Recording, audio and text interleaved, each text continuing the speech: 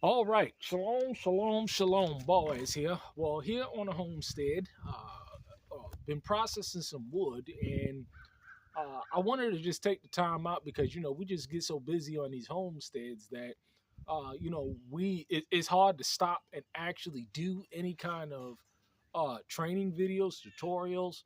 But I wanted to take the time out of my busy morning because I got to go and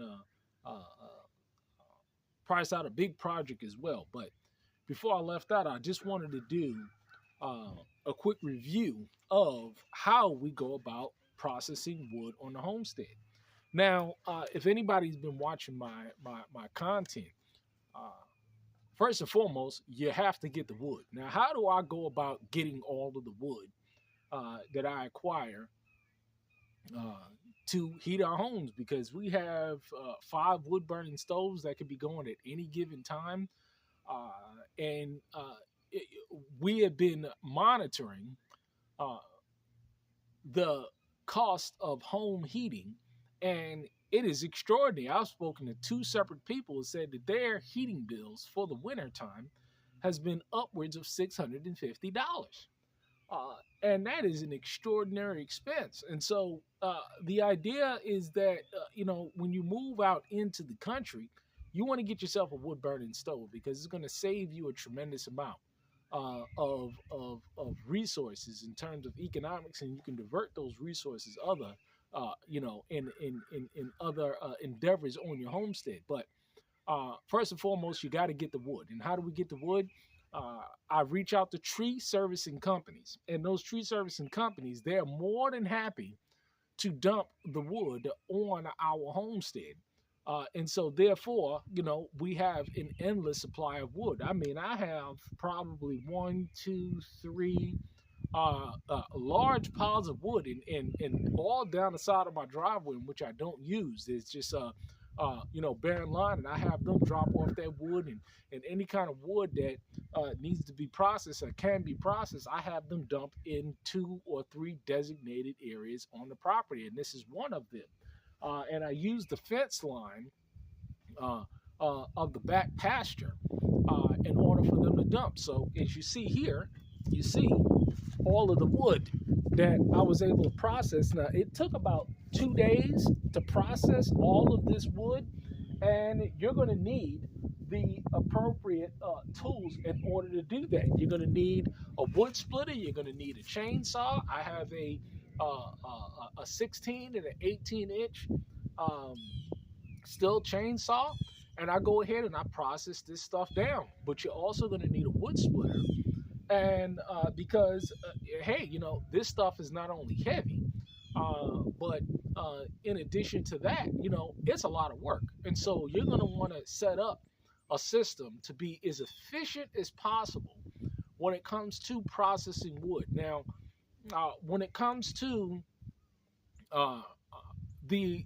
volume of wood, this is a lot of wood right here. I mean, this would it took me 2 days to process this wood. This will probably last probably a month and a half. And so if you say, your heating time is probably about 5 months out of the year, that means that it takes me on average a week and a half to process. If I just hit it, it takes me on average a week and a half to process all of the wood that I'll need to heat the structure. So a week and a half worth of work will net me enough wood for the entire season for upwards of five wood burning stoves that could be going at any given time. My office, I got two in the main house, and I got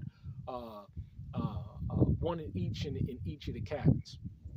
But I'm just going to take you through how I go about processing it. So I have a wood splitter. As you see down there, I'm going to move this camera so you can see it. You see the wood splitter, and I'm going to fire it up, and I'm going to show you how I go about processing this wood, because this stuff is heavy as well. And hey, I mean, you look at these. Oh well, can I show you? These is upwards of 18-inch diameters. This is just a piece of the wood that I've processed. So let me go ahead and show you how I go about doing it so that I don't have to lift up the wood when it comes to processing it. So let me go ahead and show you how I go about doing it.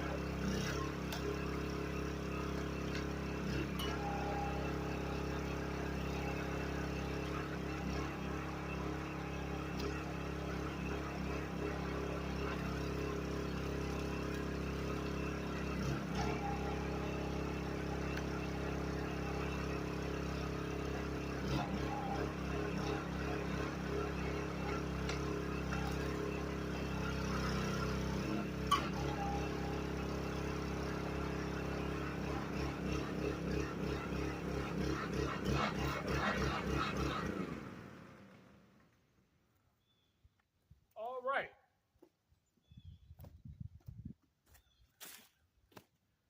So as you see, I had to do some rigging and stuff, but basically this is how I go about processing the wood, okay? So the idea is that some of the pieces can be lifted up, but for the majority of them, they're too big. So I get on my knees, I put the wood splitter in the vertical positioning, and so therefore I don't have to lift up the wood. And so that's how I do it. And so when it comes to processing your wood, you got to have a system in play. Now, you can as well use one of these bad boys right here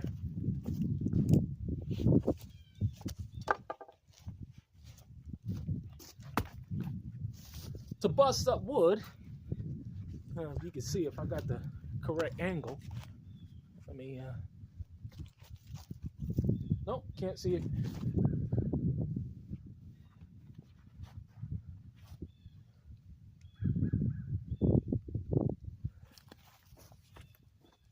So to bust this kind of stuff up, you can bust it up like this.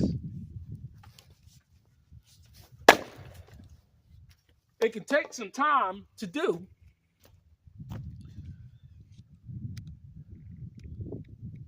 but that's how I typically bust up the wood when it goes into the smaller pieces right here. So, you know, you have to be efficient about this stuff because it's a lot of work and it's a lot of back-breaking work. So in order to get it done, you want to make sure that the way in which you're processing your wood, the way in which the wood is being dropped off, the way in which you are lifting and storing the wood, because at this point in time, my children can move all of this wood. Now, you see, you may say, well, look at this big pile of wood. But when you have some little children, they can move this wood all day long. And so it's their responsibility to stack this wood, bring this wood in the house, put it on top of the in the front and the back so that we can bring it into the house. But you got to have a process in place. Now, there's one type of there's one piece of wood from the tree that you don't want to mess with, and it's these pieces of wood right here. I mean, they can be processed, but they're very difficult to process. These pieces of wood right here, where on the tree, the tree branches off into two sections. This is what I was dealing with over there. That's the first piece of wood I was trying to bust up. It was one of those types of wood. So what I'm going to do with these larger pieces of wood is I'm going to tell them, don't put this wood over here anymore. Drop them off in another location to use it to fill in my creek to stop the erosion. And the erosion is pretty much stopped. Now I'm in the process of using all the wood for gardening or putting it in the garden. But these kind of pieces of wood I'm the base to put it in the raised beds that I'm going to be building inside of the greenhouse for our fall planting. But this is pretty much in a nutshell how we go about processing our wood. And again, it takes me about, this is about 2 days worth of work. 2 days worth of work. And this will yield me more than enough wood. If I process, it takes about 7 days to give me all of the wood that I need. If I just focus on it, hit it like this, all of the wood that I'll need for the seasoning when it comes to seasoning the wood and making sure I have enough to burn in the wood stove. So there it goes in a nutshell. But let me get back to work. All right. Shalom.